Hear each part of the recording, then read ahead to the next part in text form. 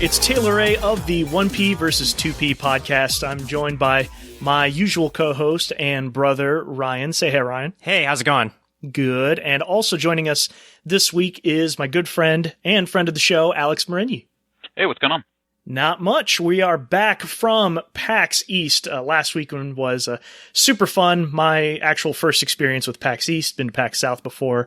Ryan did not go, but Alex and I did, so we're here to mostly talk about the games we played out of the humongous indie mega booth, what we saw around the show floor, some panels we went to. So we're going to touch on a bunch of that and also discuss a game that I feel like everyone is literally playing right now, either on the Switch or the Wii U. And that's, of course, Legend of Zelda Breath of the Wild. So let's get started with our experience at PAX. Alex, can you run down for the folks who have never been or haven't been there for a while, talk about like the format, what it was like on the show floor?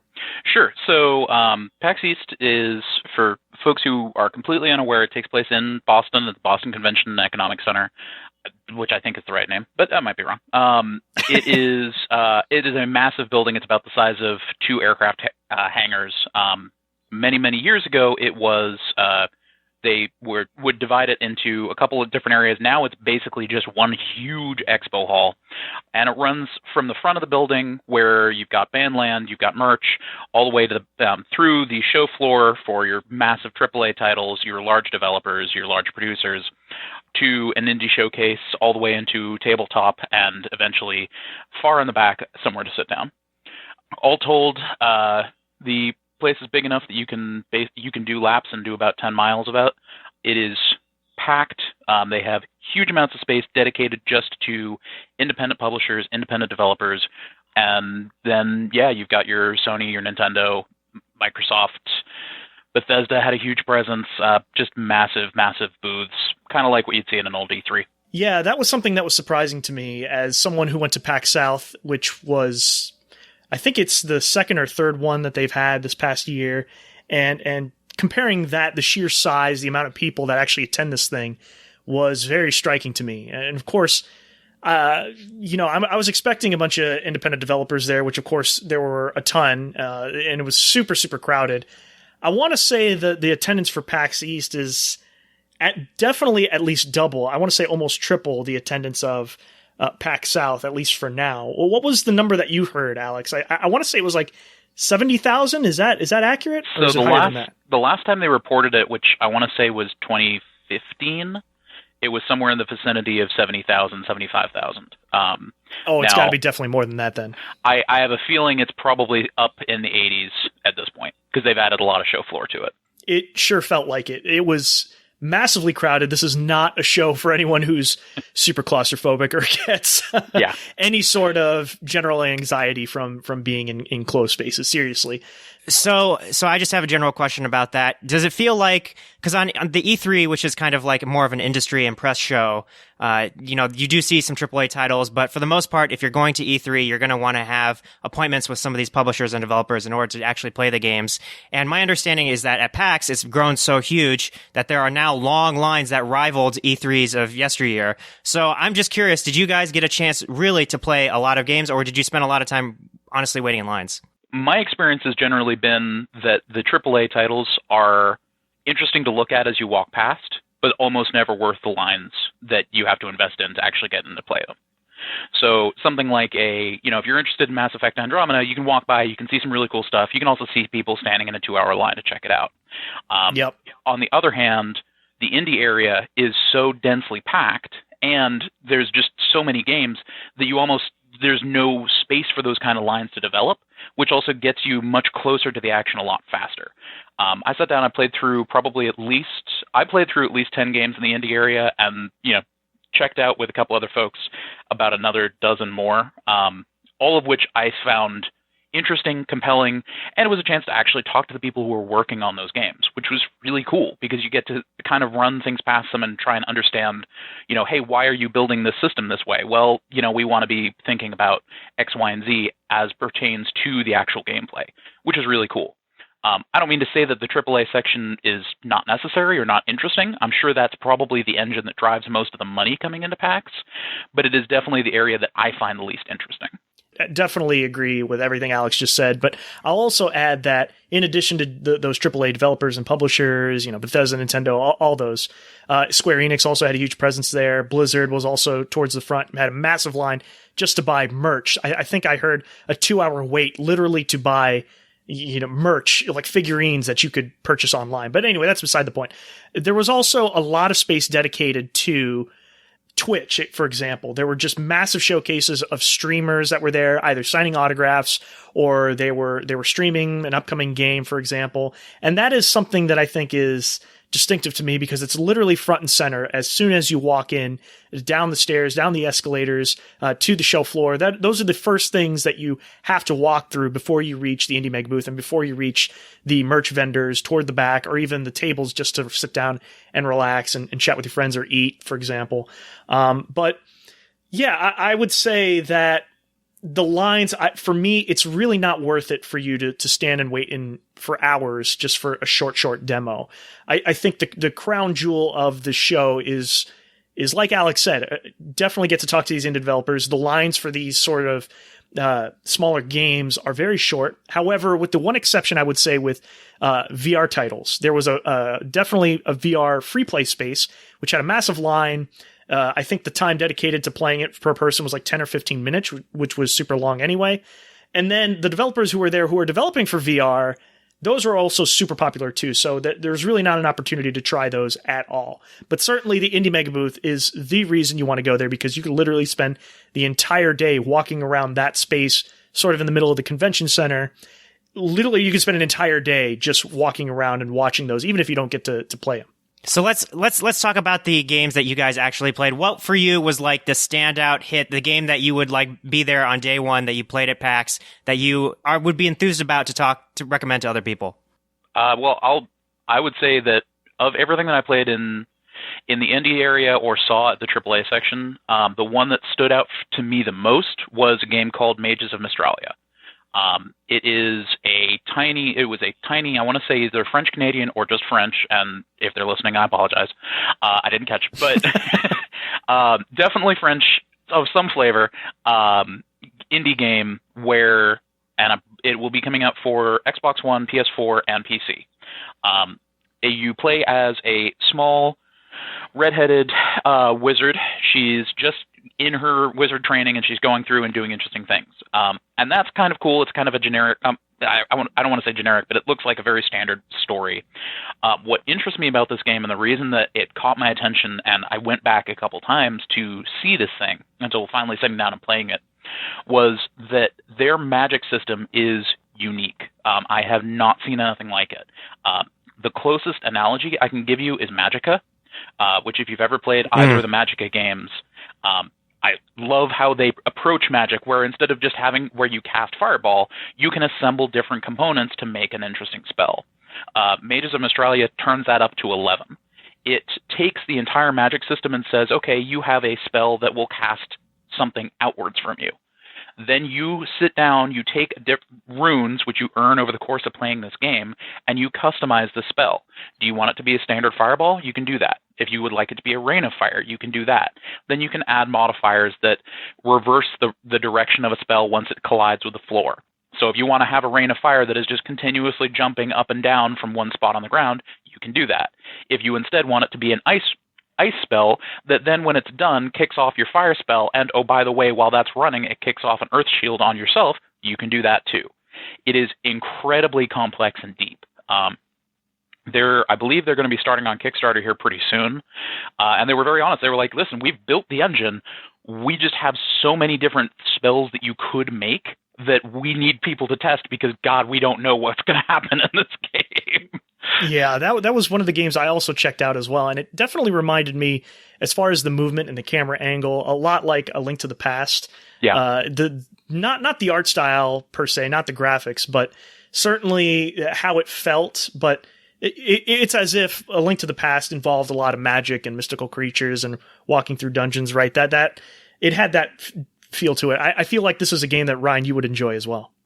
So my question about it to you guys is that there's probably only a limited demo. They probably showed you like a stage or two. My problem with the Magicka games is while the experimentation with like the spells was really fun, and the Magicka games have this kind of like spirit of cooperation or competition where you can kind of like use the spells to mess up your friends or like cooperate with them. But the problem with the Magicka games for me was that the levels and the worlds that they were building were all kind of very linear and very kind of like limited arenas. Did you get a sense in this Mages of Australia game that they were building an interesting world, or that there was going to be like a massive play space? Because that's, I think, where a lot of the like experimentation type gameplay with the Magic would be really super helpful to kind of like navigate bigger spaces. I think it's hard to tell. Yeah, I think it's hard to tell from that limited demo. I don't know. You're only spending about 5-10 minutes with these games maximum, I would say. It's hard to see the overall vision of these games, let alone all the gameplay. So you kind of get like a real bite size, like this is the best of what this game has to feature. I don't know. Alex, what do you think? Yeah, I'd say that's pretty true. I think, it was interesting to me that some of the stuff they chose to highlight, whereas in Magicka, it was like, no, it's you and your spells and figure out. In Mages, they had a bit more of destructible environment. There were some bins that you could shoot a fireball at and then they'd explode, and you kind of want to figure out how you can roll that into your spell as well. But yeah, I mean, in general, I think it's still just way too early to say. And that's sort of the thing about the indie booth is, as Taylor mentioned, like, a lot of it is just, hey, is there enough time to see if there's something here? It's almost like an elevator pitch, right? You're going to have 5 minutes with a game. You're going to sit down. You're going to play it, and you say, okay, well, this is interesting. It's a World War I era, persistent war MMO.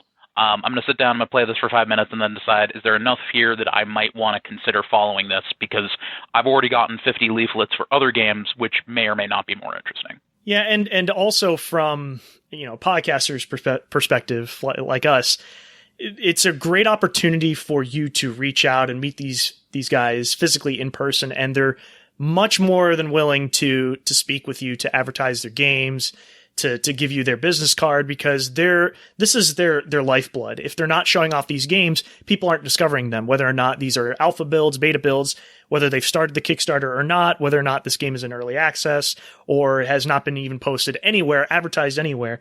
It's a chance for word of mouth to spread wildly. And when you have so many different outlets there physically at PAX East, you get a lot of attention. These hidden gems is what PAX exists for, in my opinion. For me, the panels at PAX compared to, let's say, a MagFest, for me, because of the sheer amount of people that are there, the crowds and the lines that form up, there's so few and far between that it's difficult to find a panel that I find compelling. The topic is compelling that makes me want to wait in line an hour ahead of time. So that is the chance and the opportunity to talk to these devs and play these games is what made it for me.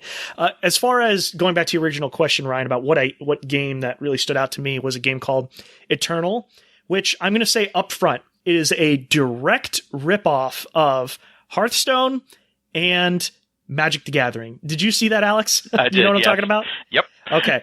So it was a giant booth that featured a couple of games, but they had a lot of different phones and tablets set up. And literally, if you were to walk up, you were to say, oh, it's Hearthstone. But really, the UI looks almost identical.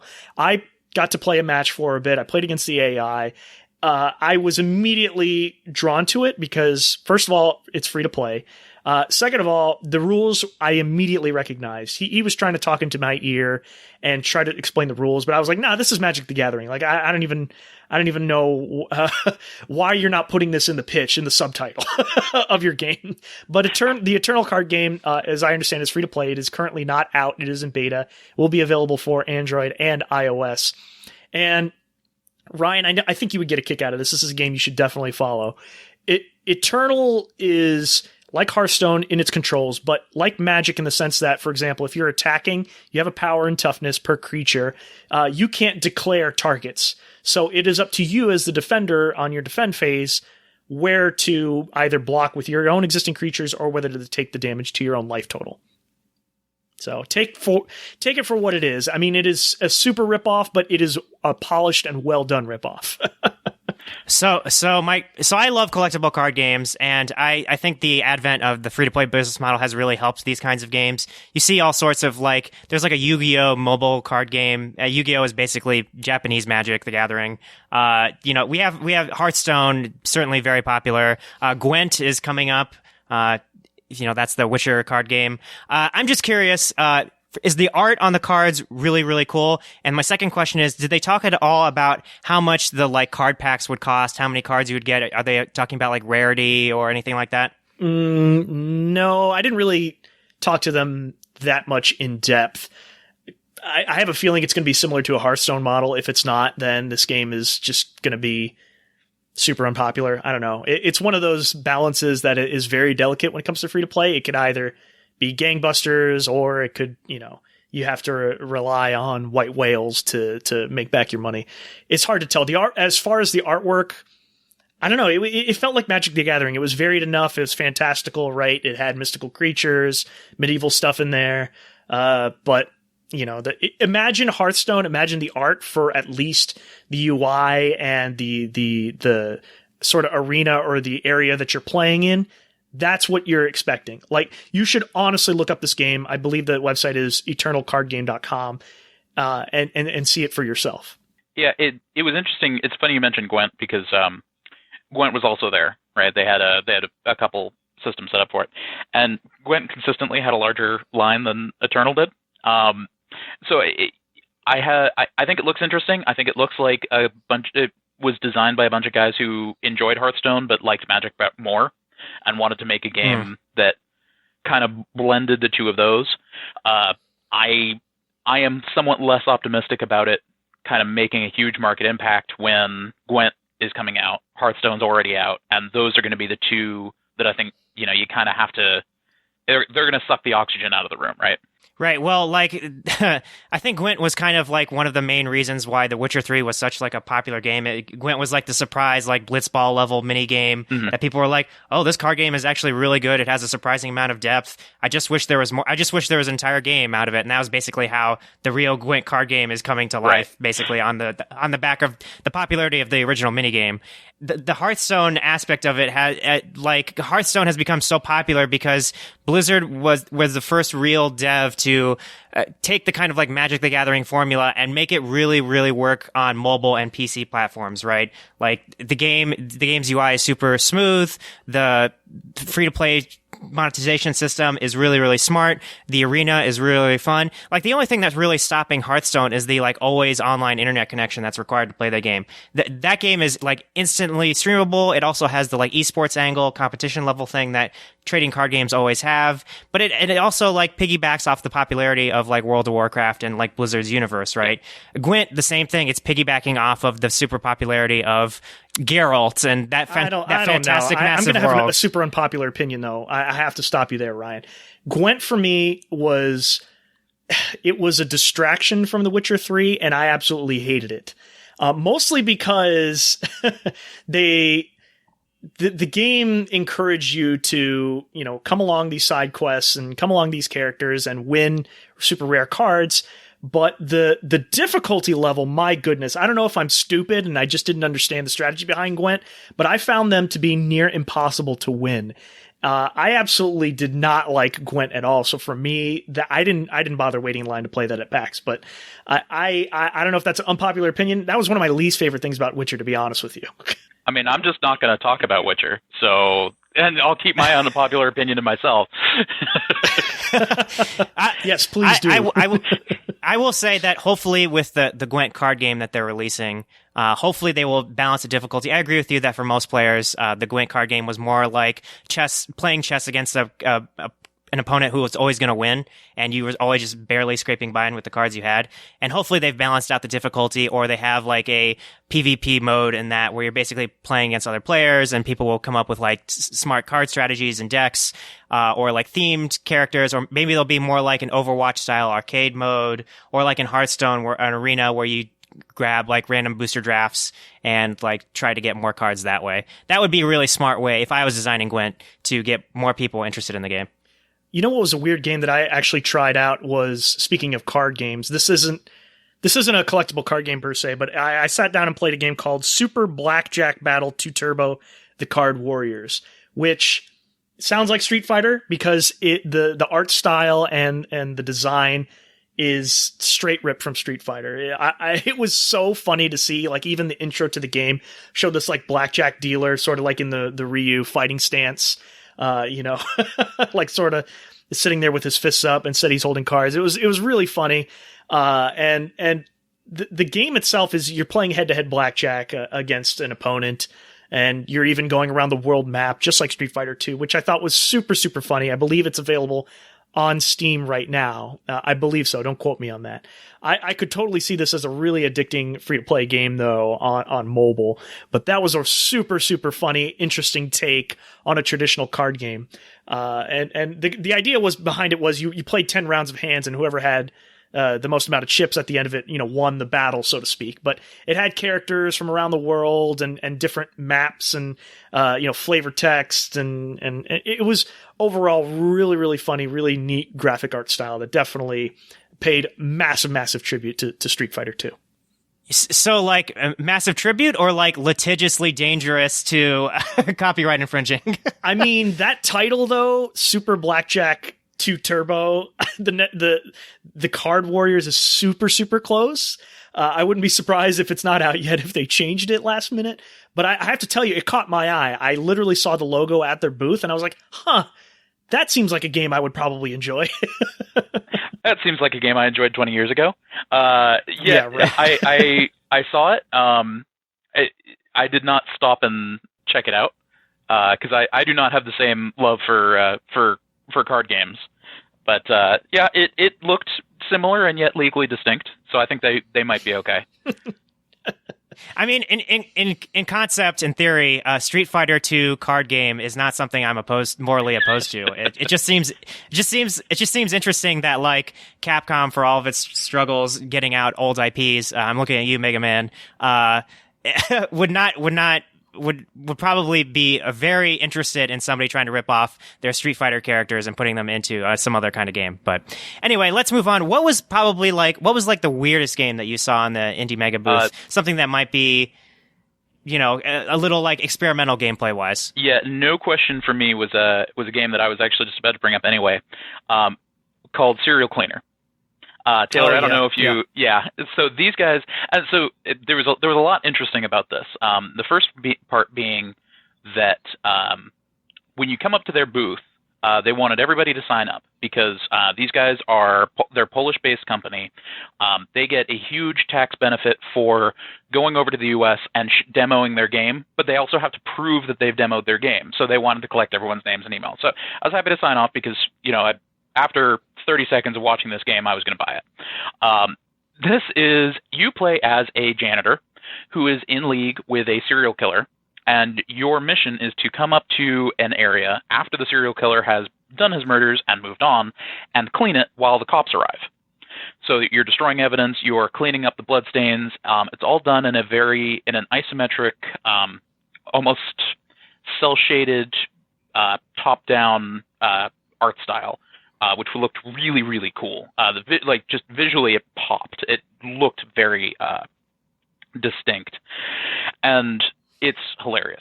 I mean, it's just like you watch through some of the lines of dialogue, and you're like, "What is this guy doing?"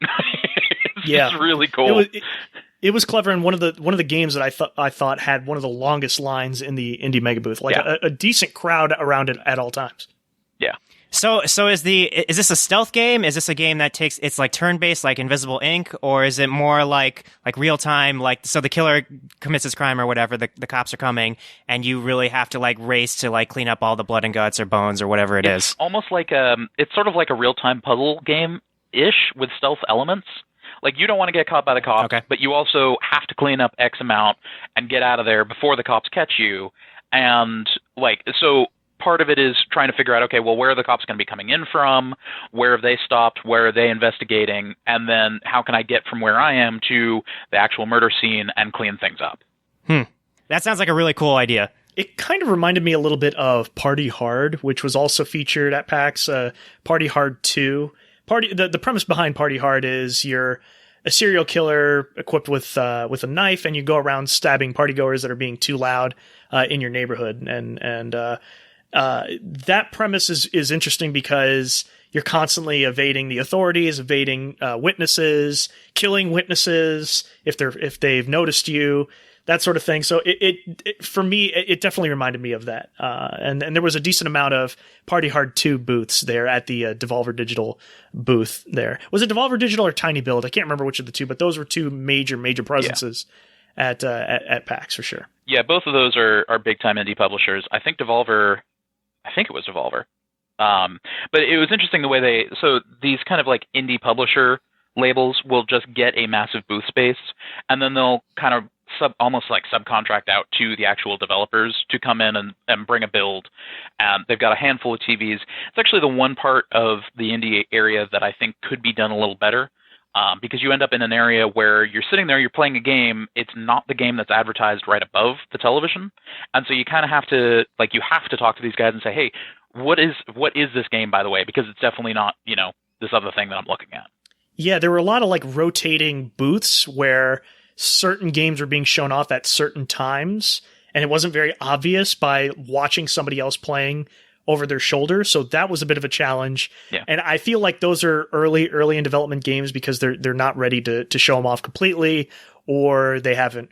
I think these publishers want to give the time and give the space to lesser known developers, but these are untested or just not ready for prime time booths where they floor space is super valuable, so they want to make sure that people are playing games that are worthwhile, of course. Well, speaking to like Devolver Digital specifically, like the game that made that company real is Hotline Miami. If you watch the like making of the Hotline Miami and Hotline Miami 2, the Devolver Digital guys talk about like the popularity of that game alone, like really shot up their the level of awareness of that company. And basically all of the games that Devolver Digital has signed from then on out have basically been games that are trying to take some aspect of Hotline Miami and like blow it out. So Party Hard is a great example because that's the Hotline Miami concept just tweaked a little bit differently. And Party Hard 2 is probably like building on the success of those kinds of mechanics, those kinds of levels, the really brutal combat, very fast paced, very like music and soundtrack are really important in those games. That's a publisher that has a very sense of like, you play a game, any kind of game that Devolver puts out, and you're like, you understand that this is the kind of publishing that they're doing. Well, now that I think about it, though, honestly, I want to say Party Hard 2 is actually from Tiny Build. Tiny Build is the publisher, but I will agree with you in the sense that the Devolver games have a certain attitude and style to them. And one of the ones that stood out to me was Strafe, which of course has been announced for a while. It was a really, really fascinating Kickstarter and trailer that was put out there because it drew inspiration from these, old 90s commercials, which is hilarious. And the gameplay is very similar to old school Quake and, Hexen and Doom, of course. And I watched somebody play that over the shoulder, and it looked fantastic. It looked like a lot of fun. Again, quite a bit of a line for those games, but Strafe was definitely featured very heavily at the Devolver Digital booth there. And speaking of Devolver Digital, these are folks who've worked with them before. Vlambeer was also there. Actually got a physical copy of Nuclear Throne signed by Rami Ismails, which was super fun, super cool. He was there showing off a couple of the Vlambeer games. So that was really neat to see someone that you've recognized in the industry and that you've also played their games already who are there. And a lot of the times in this mega booth, these are games that have been out for a while, and they're just looking to either sell keys or physical copies, collector's editions on the spot, that have been out for at least a year, for example. So there were a handful of those as well out there. Yeah. The other game that caught my attention, it's kind of speaking of Hotline Miami, was a game called Sundown. It was very similar. It kind of struck me as if you crossed Monaco with Hotline Miami and Duck Game, which all three of those are games that I put an unfortunate amount of time into. So that we kind of stopped and sat down and played a couple rounds of that. It's sort of it's a 4-player PvP, you have a small enclosed space, and the minute that you get out of range of a light source, your character completely disappears. You have no idea where they are. They have no, the other players don't know where you are. And then you just choose your weapon and start shooting, or stabbing, or whatever. And it was really fun. Like, surprisingly fun. It was very simple, and a very stylized, like I said, very Monaco-like art style. Everyone is a primary color. You've got a full character animated, but really all you're seeing is your color in these brief flashes as you walk past a light source, until obviously you either shoot someone or get shot. Another one that just kind of stuck out. We sat down. We've actually played a couple rounds of that, although that might have been just because we had been walking around for 10 hours at that point. Right. Yeah, I mean, that sounds like a really interesting blending of ideas. There was that like Nintendo Land Luigi's Mansion mini game where it was based around you trying to hide against the ghost, and like combined with the gameplay probably of a game like Towerfall or something like that, where it's PvP arena style, almost like Power Stone level kind of game. I would play that. There was a game I played that was pretty similar to that concept. It was also, well, not in the sense of the light stuff, but definitely up to 4-player, either couch competitive or cooperative in this case. Actually, this game did have a cooperative mode, and it was called Arrowheads, which had an isometric view, just like Power Stone. Ryan, you just mentioned that, but in the art style of a game that's like a Behemoth style game, like Castle Crashers, for example, or what's that? The new one that's just out, the tactical one? Is it Pit? Oh, something. Pit People. Yeah, that's the one. Anyway, so it was funny because this is a game where you are playing an isometric sort of arena up to 4 players, and you're an archer equipped with arrows, and the longer you hold down the button or click the mouse, the further the arrow would shoot. So it's just constant frantic, moving around slowly, but also trying to aim pinpoint shots at your enemies. But super fun little arenas, very colorful. That was also a game that I got to enjoy with a bunch of random people there. Very, very fun. I believe it is currently out now, available on Steam, at least so far. And as far as, Ryan, going back to your original question, which was what was one of the weirdest games that you got to play? This was a case where somebody stopped me and asked for me to play this game. And he said, "Hey, there's a game that we've got here that's like Shakespeare meets Groundhog Day. Would you like to try it?" And I was like, "What?" That is a great elevator pitch right there. And it was called Elsinore. I don't know if you saw it, Alex. Oh, yeah, I saw this. I didn't stop and play it, though. Essentially, it's this time looping game where it's a mystery. It's a murder mystery where I believe like the story is along the lines of Hamlet, and you're trying to solve for a murder in amongst royalty, and you can die along the way, but as you keep playing through each life, you start to learn new aspects through dialogue, through investigations in the environment, and then as you die, you sort of rewind and go back to the start, but you come back with that fresh knowledge of, okay, these are already the clues that I've discovered, these are the characters I've already talked to, this is what I've already figured out, and you carry over that knowledge like as if it was Groundhog Day. You're starting each new day fresh. So that was very, very cool premise. Sounds like a combination of like a roguelike game and like a game like Danganronpa, where it's kind of like you're following a plot line or characters or whatever, and then you reach the certain like terminal point of that particular plot, and then you get a chance to like go back in time to a certain decision, or in this case, like you at the beginning of the party, or when you're alive, and you get to make a different guess or figure out, like, talk to different people in the party or whatever the case may be. Right. And yeah, I would say that's a pretty good analogy with Elsinore for sure. I'm curious. There have been games that have been featured at PAX that have made multiple appearances and are still not out yet. So a game in this category would be like Cuphead. Were there any like serial repeat offenders that you were interested in that are maybe made a little more polished this time around, or games that you like have been always interested in but are like still haven't come out yet? I guess I should say this is, I want to say, the 7th time I've been to PAX East now. I'm just looking at my list of scarves over there, and yeah, I think it's 7th. And I have seen Pixel Noir there 3 or 4 times. I have backed their Kickstarter now twice. And Yeah. I've seen that game at MagFest. Yep. Finally looks like it might actually come out sometime between now and the heat death of the universe. And I don't care, because I'm just going to be so excited to play it when it finally comes out. Can you describe it, though? It's really cool. Yeah, what is this game for people who don't know? Yeah, so Pixel Noir is a noir RPG. It is designed to play kind of like a Chrono Trigger. You play as this hard-boiled pixel art detective who is trying to investigate this city of Lovecraftian horror. And it basically, like, I don't actually need to know any more than that. If people are interested, check out, I think it's just pixelnoir.com. They have art samples up there. They have music samples up there.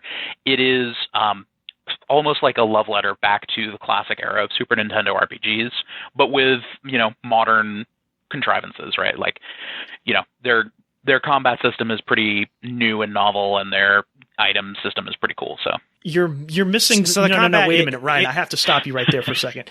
You're missing the major reason why people should check out this game, because it is definitely like a Shadowrun sequel. That is exactly what it feels like to me, in terms of the art style and the sort of the setting, in fact, in a little bit.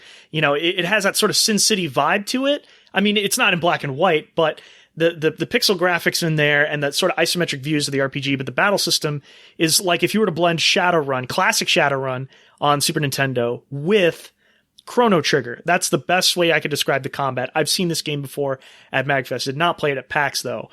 Very, very cool. A lot of people are paying a lot of attention to that game. That Kickstarter is wildly successful.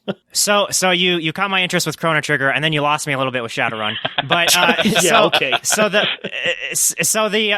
So my understanding from what you're describing is that this is a combat system that's active, but in the way that Super Nintendo RPGs of that era, basically in the shadow of Chrono Trigger, you choose a list of commands, and time bars are filling up before you can complete your next action. Is that basically what I'm describing this combat? It's kind of like active turn based. Yeah. Okay. Interesting. I mean, that sounds like a really cool premise. I really like that kind of art style. If the story is like Max Payne or like a lot of like film noir stuff, very like dark and gritty, like a lot of like hard-boiled detective novels, like I could totally be on board for that. It seems like it's going in that direction, definitely. I want to talk about a game that I think, Ryan, you would get a big kick out of, because I know you are a huge tactics fan, and I don't know if you've heard of it yet, but it's called Super Dungeon Tactics. Okay. I'm sure you've seen it because it has that chibi art style to it. Did you see it, or I'm basically asking why you're chuckling at this one? So, Super Dungeon Tactics is a video game based on a board game, which is based on classic video gaming. And I'm laughing because I'm literally looking at the pile of Super Dungeon Explorer board games that I've got here. Super Dungeon Tactics, I actually played that last year as well, and it's come a long way in the last year. I think it is out now. It just came out, I want to say. I know it's on Steam for sure. Yeah, it's really cool. It is basically a dungeon crawl. It's like a classic dungeon crawl gauntlet style game and it has this art style, which again is very similar. It's very reminiscent of the board game series. It is a lot of fun as a tactical, brawler. I wouldn't recommend people investigate the board game because it's very expensive and the rules are very bad. But as a computer game, it's a lot of fun. Yeah, and it's grid based, Ryan. It's giant maps. It's grid based. There's a ton of enemies per map. So I think that's the draw here, is because they're not short bite sized things. It's almost like you're playing a campaign in each battle, and that's, I think, what was interesting, because you're gaining loot along the way, kind of like Diablo loot style. You're constantly changing loot within the same battle, and you're coming across so many different enemies that it's not like you have a set amount, like 5 enemies, and you just have to beat them, and it takes 10 or 15 minutes per battle. That's not the case with this one. It's very, very different. Yeah, I'm looking at the Steam page now. It came out December 14th of last year, but I've never heard of this game before, and you're saying the right things. The screenshots look, as you say, colorful, very chibi art style. Kind of it looks like a blend of a game like Disgaea and maybe like Diablo, very like dungeon-based, grid-based. Massive sprawling maps. Looks cool. Were those all the games that you guys saw at the Indie Mega booth? Like I said, I think I saw easily a couple dozen, if not up to 100 or so games while we were there. A lot were kind of generic derivatives of other things that have worked. And that's the thing is, like, I think we celebrate indie games as we should, right? They should all get some level of attention, but a lot of them, it's kind of hard not to say, like, a lot of them start to feel very similar after a while. We stopped and saw a game called Stonehearth, which I think looks really cool. I think it's got some very interesting things that they're doing. It's kind of like, if you guys have ever played Dwarf Fortress, the developers even kind of came out and said, like, we wanted to make a very accessible Dwarf Fortress. Well, the problem with that is that game already came out. It's called RimWorld. I've been playing it. I've put about 60 hours into it on Steam. And a lot of the stuff they're talking about adding, RimWorld's already got. And both of these are indie games. They both happen to be coming out within 6 months of each other. I don't think that there's a spate of people copying Dwarf Fortress, and I also don't think that's a terrible thing. But it is something where, after a while you're like, yeah, okay, so this is this is another similar to Hearthstone. Okay, next. This is similar to, Monaco. Next. Yeah. Yep.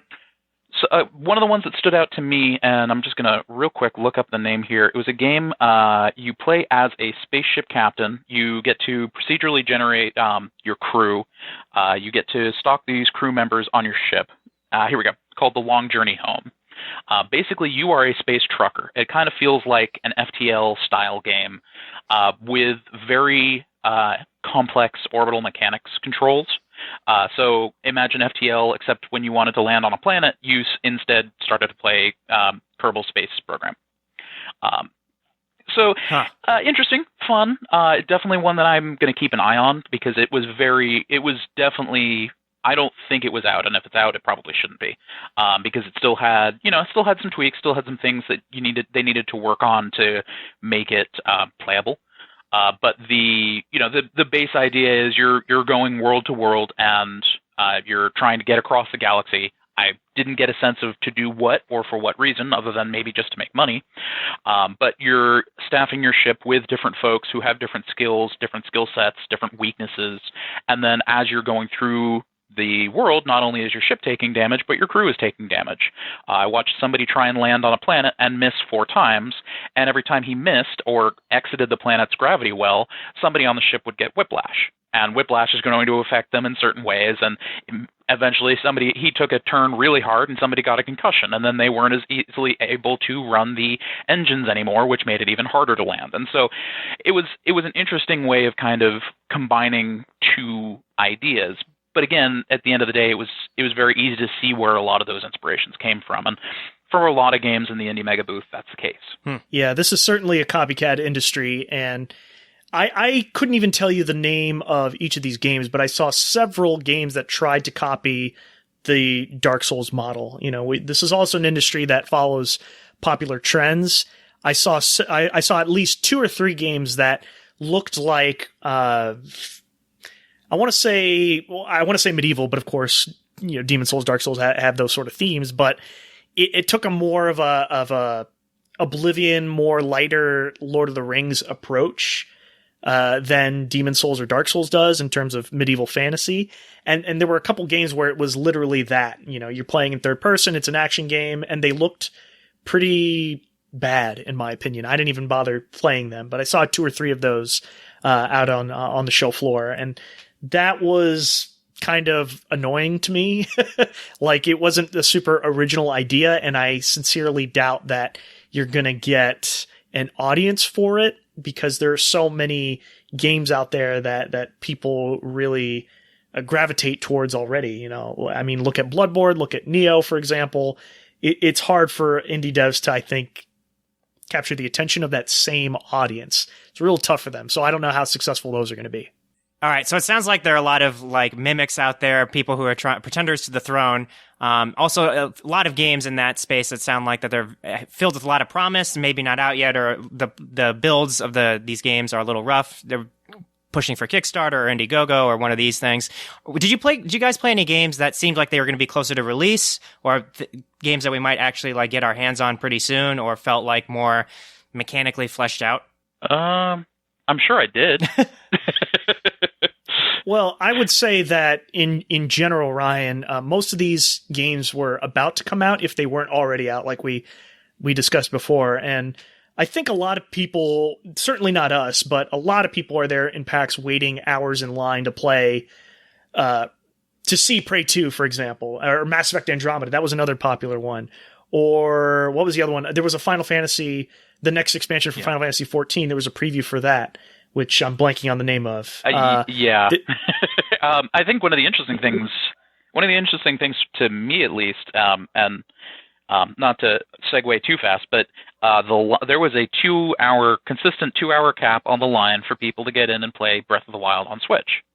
And which, again, I could totally understand. If I didn't have a Switch next to me right now, I would have probably been in that line as well. But, I think it kind of depends. Again, I would say it depends on what you came to PAX for. If you wanted to stay in the AAA area, you could spend about the same amount of time that we spent in the Indie Mega Booth and play 3 games, but those games are going to be coming out within 6 months. Right. Or even much less, so to speak. Yeah. There also was a giant space and a huge stage for streamers for Lawbreakers, which is Cliff Bleszinski's next game. I think people were signing up for the beta right now. It is not in beta right now, at least in playable form for the public. But there was a giant space dedicated to that, and also a line for previews for that game as well. Also, surprising, Tekken 7, is it Tekken 7? Tekken 7 had a huge line. Why? These are games that are going to be out. They're going to be millions of copies sold. I don't see the reason why you should spend the money spent on a badge to wait hours in line to spend 10, 15 minutes on a game. To me, it's not the most efficient use of time there. But again, I'm not a typical attendee goer. I'm there to speak to people on a one-on-one basis. And these AAA devs and publishers are there to cater to bigger outlets. They have dedicated appointments to the press there. And that wasn't the case for me. I didn't make appointments ahead of time. I was just there as a general attendee.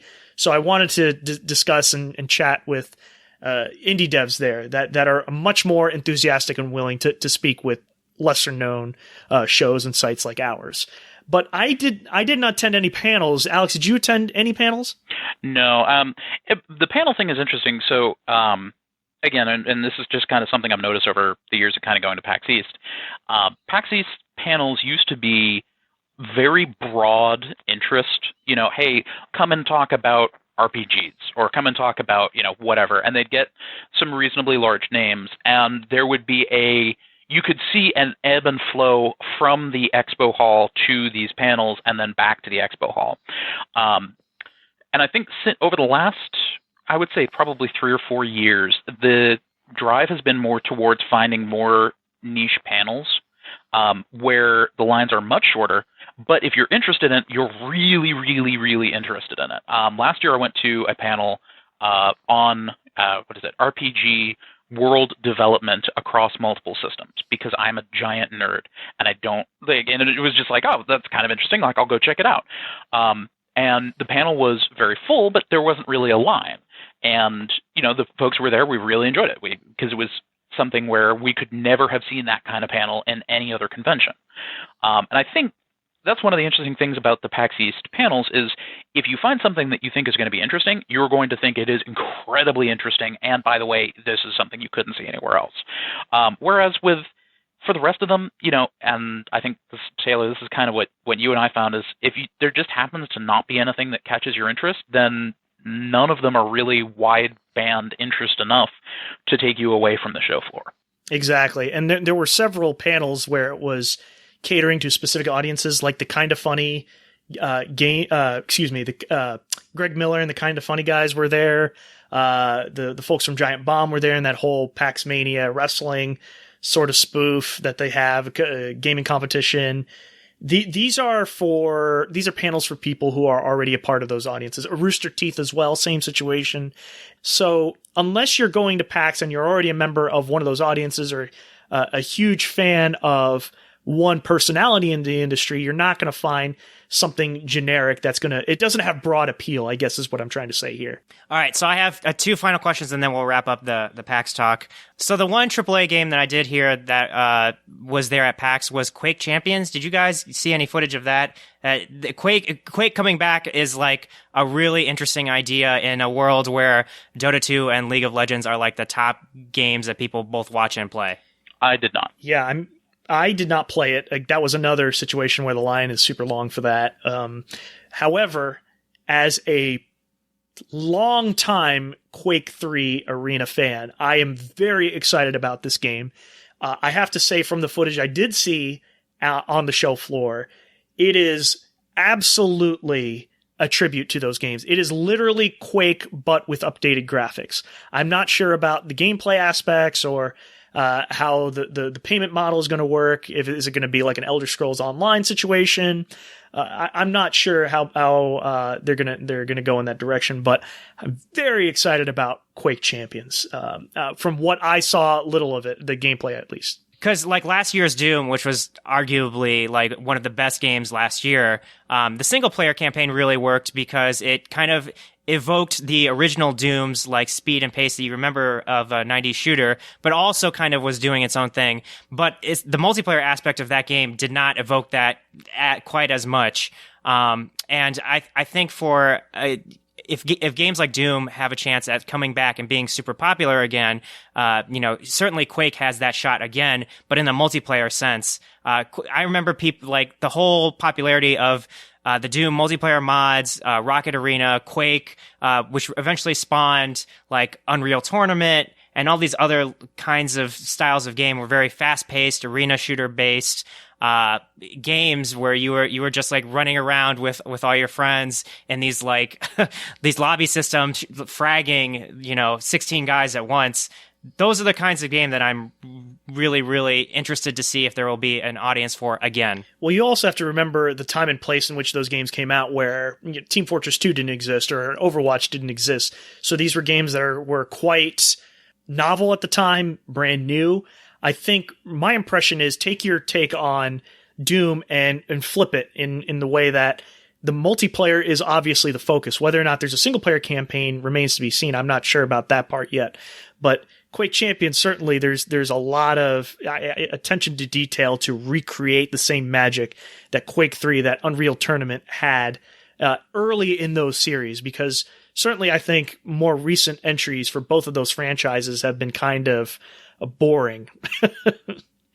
So... All right, so my last question about PAX, and then we will transition to talking about something I've actually experienced quite a lot of. So I am not somebody who generally goes to these kinds of conventions. I've been to MagFest. I've been to a few of these gaming conventions, smaller ones, and I'm curious if you're somebody who's new to this scene or is interested in the indie space or is interested in being part of this like fan enthusiast space that PAX seems to be like doing quite well for itself in. Would you recommend a show like PAX East or PAX South or even, PAX Prime out west, or something like that? Would you recommend that people go and check it out? I would, yeah. PAX East is incredibly overwhelming the first moment that you set foot in there. It is literally like 3 airplane hangars put together full of people. And you kind of like stand there at the top of, I actually really like the way they do it, is you come in from the entrance and you are overlooking literally just a sea of booths and people, and you're looking out and you're like, okay, there's no space for me to walk around. What the hell? Like, I'm going home. This is ridiculous. But that isn't the only way that you necessarily need to embrace it, right? You can turn around and walk in the side, come down a side escalator and start poking around the indie section, which is going to be less populated. Or you can go to a tabletop section and kind of see what's going on there and find something that you're interested in, sit down, have a breather, and kind of relaxedly approach it. I think that the appeal of PAX East is that it's not just a convention, it's a festival. It is a celebration of gaming culture on top of an opportunity to play some cool video games. If you're interested in the concerts, I know I have a couple people who come to PAX because they like cosplay and they like concerts. And that's what they do. And, if they spend 5 minutes on the show floor, that's fine, but that's not what their interest is. And there's something there for you regardless of where in the culture you happen to exist, which I think is cool, and it's unique to the PAX or PAX East experience. Now, I haven't been to PAX South. I haven't been to PAX Prime since 2008, but my sense is that these are very similar shows where, they're going to try and get this broad spectrum and be able to give everyone who shows up their little niche experience. I would say, yeah, for sure. It is something you should absolutely experience at least once. I don't know that if you are a casual fan, you're going to enjoy PAX at all, especially if you're going alone. I think where PAX really shines is if you are there with a group of friends or with somebody else. It is a more relaxing, enjoyable experience because you can get off the show floor and, for example, just go to the console free play area or the handheld lounge, or relax on, the floor and play like a Jackbox party game that's just out there in the open. It's something that I think you can just hang out with your friends and relax at. We absolutely had to take a break on the first day on Friday, I believe. It was on Friday or Saturday. I can't remember at this point. It just seems like a blur. But it was fun to just sit down and play Catan, Settlers of Catan in the back. Just take a break from battling the crowds and the noise, the overwhelming nature of the booths themselves, where there's just constant music being blasted at your face, and the lights and sounds and the smells. Forgot to talk about that as well. Yep. Just despite all the recommendations, there's just not enough people using deodorant for God knows why. But I think that part is really enjoyable. I think if you're going in with the mindset that you're going to be playing games that you've heard about, that you've really highly anticipated, think along the lines of the public that is going to E3, for example. Again, if you're just looking out for those AAA developers, you're going to be very, very disappointed. It's just not one of those shows that I think lends itself well to fans who are only there for those massive, massive booths. Like, it's not conducive to focusing on those kinds of games. If it was something like the PlayStation experience, where if you're going there and literally just playing Sony games or third-party games that are being published by Sony, whatever, that's a different story because you're embedded in that fan base. But PAX is definitely a celebration of, and I don't think it used to be this way, but it is absolutely a celebration of games that you're wanting to discover by these indie devs for perhaps a lot of games you've never heard about yet. So that's where it shines. And if you really don't enjoy crowds, you should go just once and maybe not ever again, because it is mind-bogglingly crowded compared to a MagFest or PAX South. I could tell you from firsthand experience. Those are much more calmer, more relaxing experiences.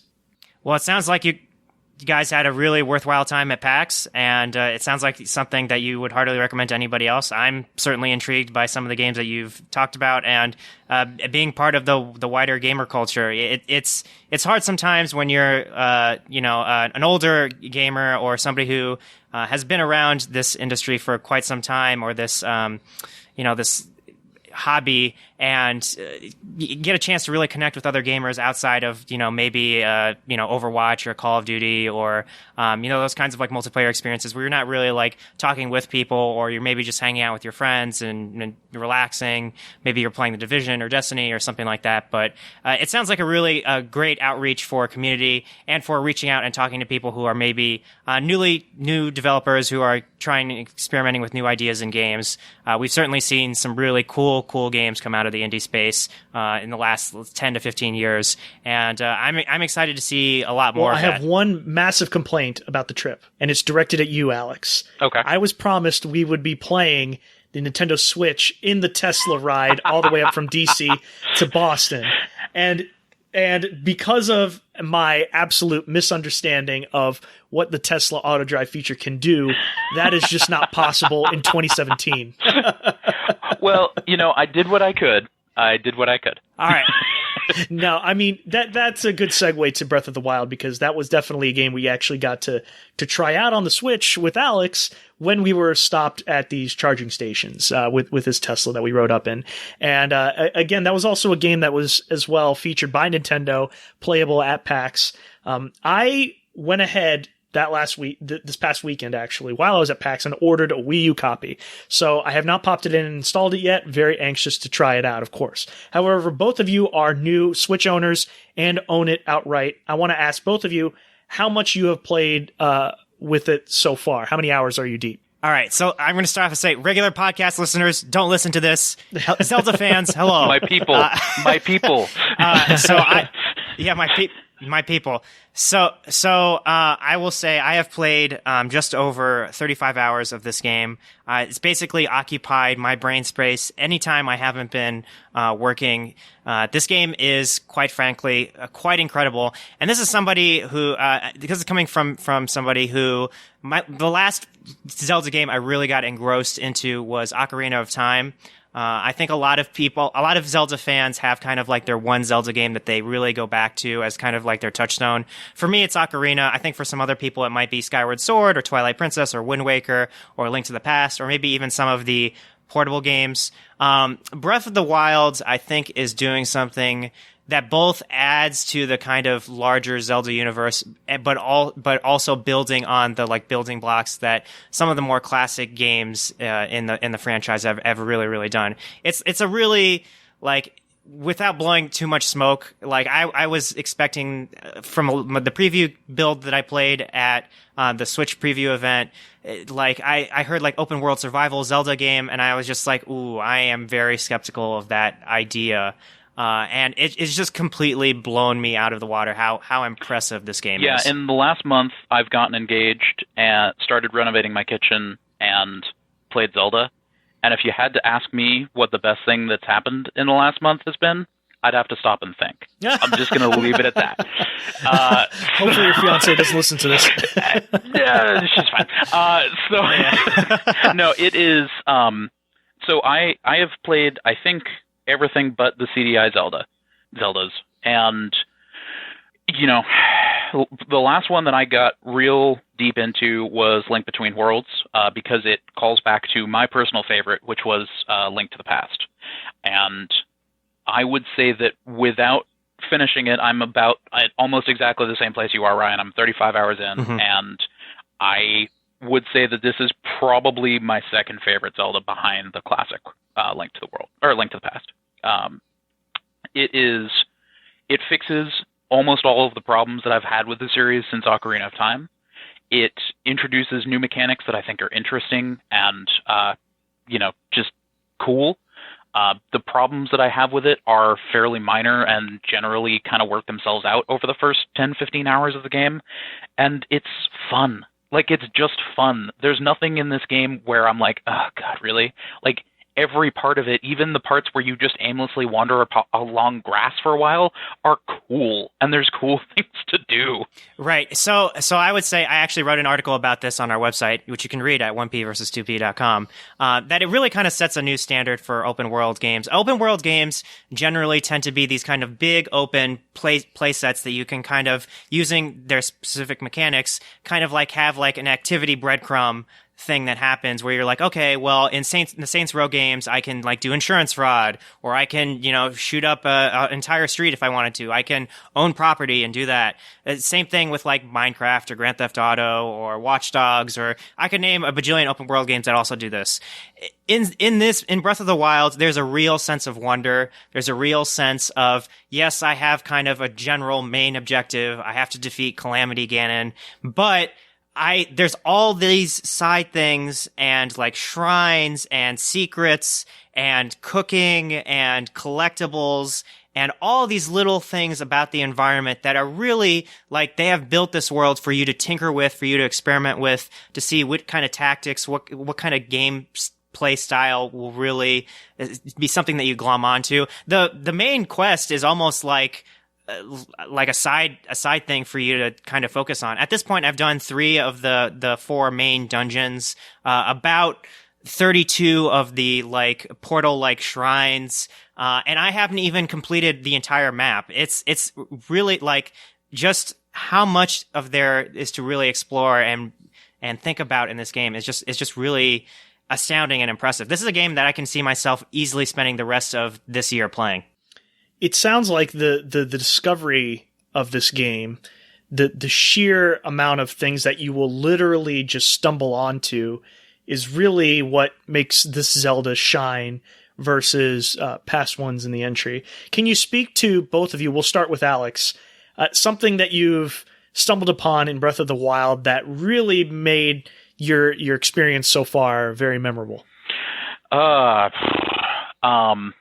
Think about the most unexpected thing you've come across so far and tell me about it.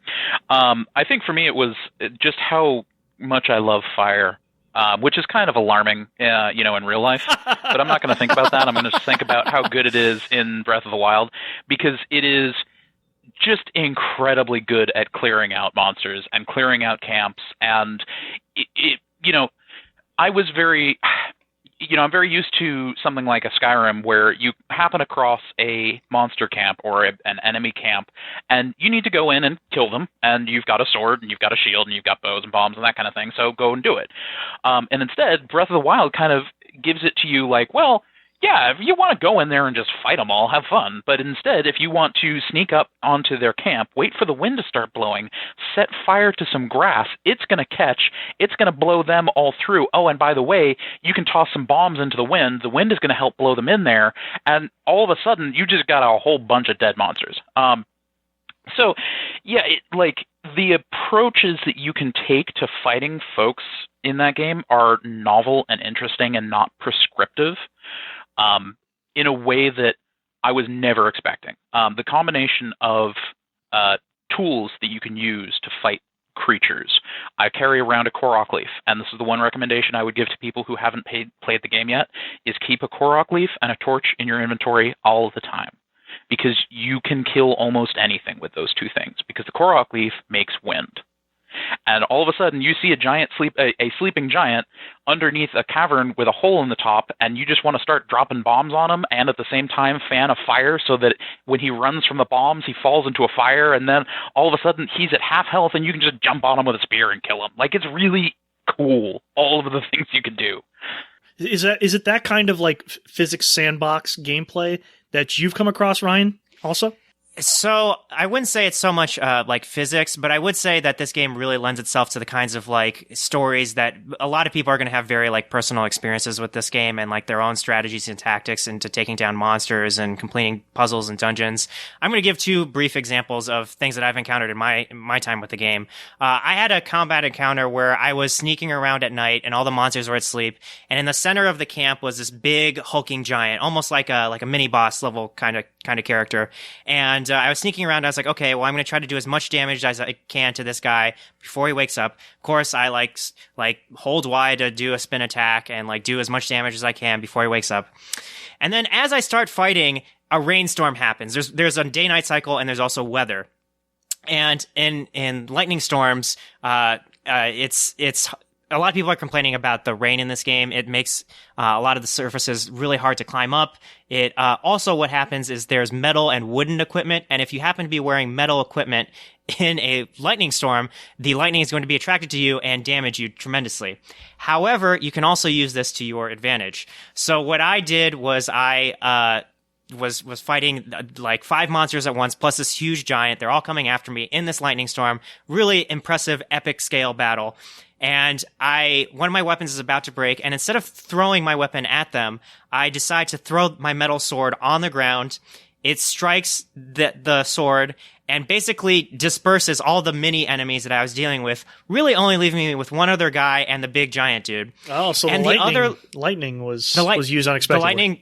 Yeah, so Alex really enjoys the fire. I really enjoy the lightning. And so this other tiny enemy also happens to have a lightning rod. So there are like magical rods in this game. There's a fire one, there's an ice one, there's a lightning one. He happens to be holding a lightning one. And for me, that's bad news because I'm wearing a metal shield. I'm wearing a metal bow and arrow. If he hits me, I'm basically dead. You die a lot in this game. And I lure the lightning that he's firing at me to the giant, and it paralyzes the giant long enough for me to keep like attacking him. And I use that tactic basically to help bring down the giant and like win that battle. It was amazing. I was just like, oh my God, I've never been able to do this kind of thing in a Zelda. Like, it was kind of like a chemistry experiment. It was really, really like a neat idea. The other story, and I'll make this really brief. There are a lot of puzzle shrines in this game that you can, if you have a Switch, I recommend tackling the shrines. If you have a commute or something like that, they're like, anywhere from 5 to 15 minute little puzzle dungeons that you can solve. And there was one where you actually have to, kind of use electricity to unlock some switches and basically build like a circuit. And the way the shrine was set up, you only have a certain amount of these electrical objects to work with, and then you have to kind of figure out how to best efficiently move the electricity around. And there are a lot of opportunities in this game where like you have a solution in your head and you're like, I'm not sure if this is going to work. And almost all the time, the game is saying, yes, you can do this. So what I did to help solve that puzzle was I got as many of the objects as I could. And then as I was saying with the combat example, I used a lot of my metal items to help build the bridges for these electrical circuits and help me unlock the switch that got me to beat the shrine. It was I was like, I can't believe this worked. It almost felt like cheating, but it totally works. And there are like multiple solutions to a lot of the puzzles in the environmental puzzles in this game. Yeah. I had another shrine that was very similar to that, where you have to basically you have to burn the ropes that are holding torches. And for whatever reason, I think just because I was playing on the gamepad mode, because I was up at PAX at my friend's couch, I just couldn't get the motion controls to work right. And I'm still using some of the motion controls mixed with the control stick. And so it just I couldn't get it to work.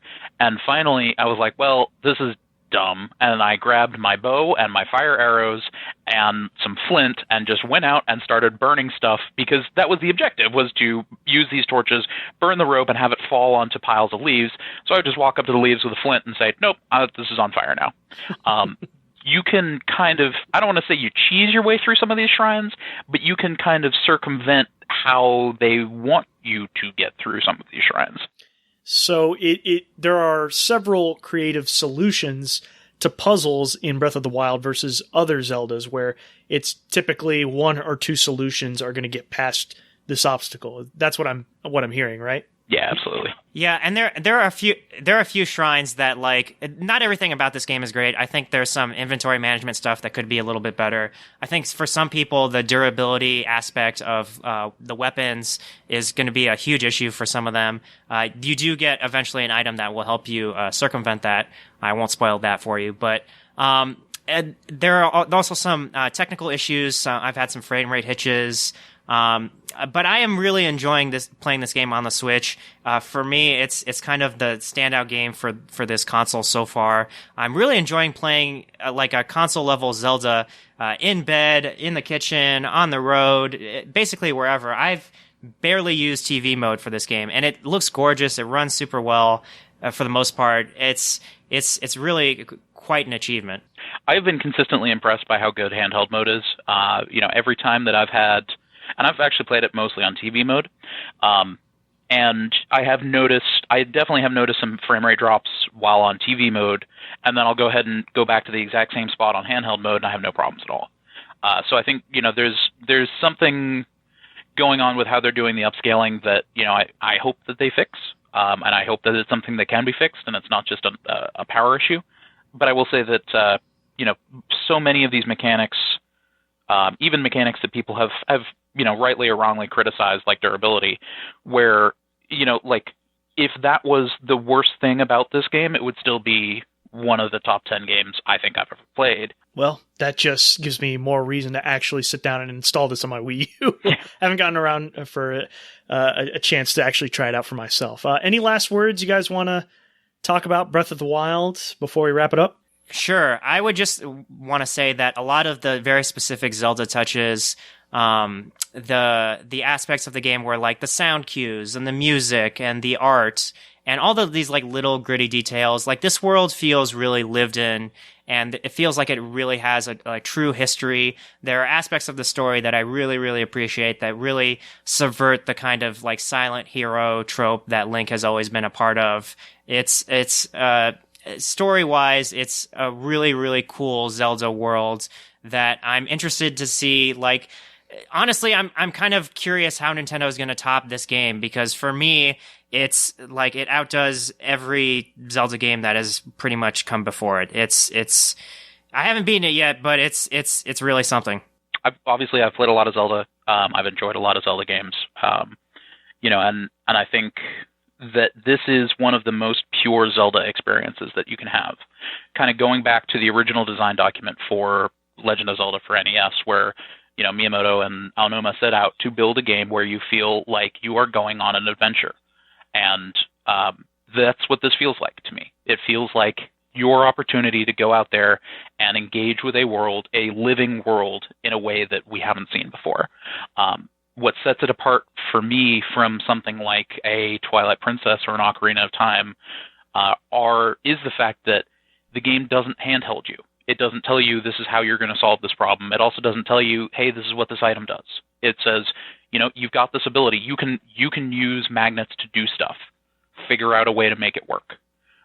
There's no Navi floating with you telling you, hey, Link, you should use Z to lock onto this thing and use a magnet to lift it up. Like, it doesn't have to, because it respects your intelligence and trusts that you'll figure out a way to make that, to get past where you are right now, even if that way is flipping your controller over so you don't have to deal with that stupid puzzle in Hatano.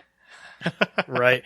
Well, certainly that is a big departure from past Zelda games, because most other Zelda games, there's just a way too long tutorial. If you've played any other previous Zelda, it's very obnoxious, where it sometimes can be hours long, where you have a bunch of this text teaching you super basic mechanics, and that can get quite obnoxious. But for a game like Legend of Zelda Breath of the Wild to receive this kind of almost universal praise, I believe it's one of the top 3 at this point, if not the third highest rated game on Metacritic so far, then it's interesting for something like the Switch that literally just launched.